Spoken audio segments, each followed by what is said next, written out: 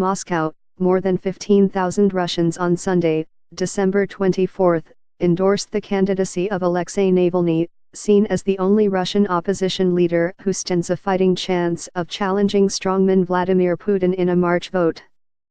Thousands backing the charismatic 41-year-old lawyer met in 20 cities from the Pacific port of Vladivostok to St. Petersburg in the northwest to nominate him as a candidate in the presence of electoral officials to boost his chances of contesting the March 18 ballot.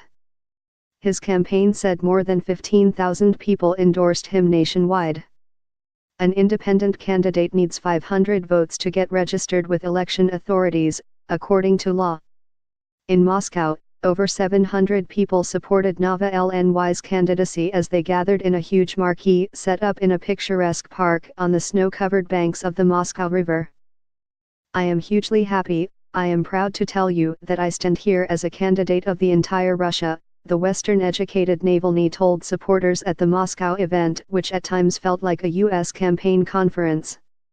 "We are ready to win and we will win these elections," Navalny said before finishing his speech in a cloud of confetti.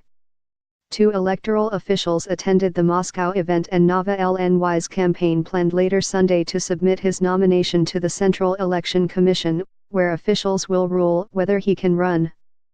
Authorities have deemed Navalny ineligible to run due to a criminal conviction, saying only a miracle would help him get registered.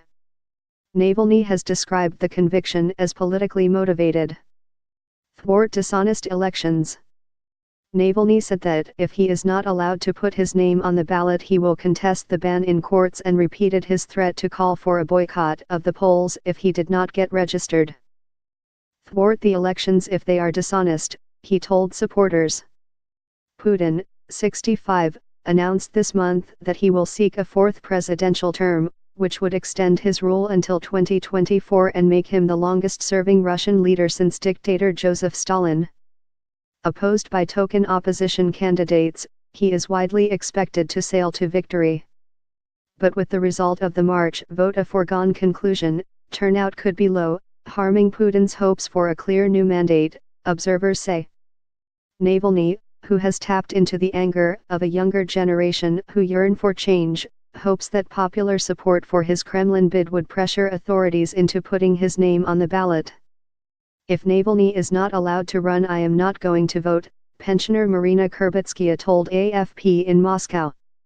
"I don't see anyone else who I want to become president." Navalny has built a robust protest movement in the face of persistent harassment and jumped through multiple hoops as he campaigned across the country in an effort to shift attitudes amid widespread political ennui. He says he is the only Russian politician who has run a genuine Western-style political campaign, stumping for votes in far-flung regions.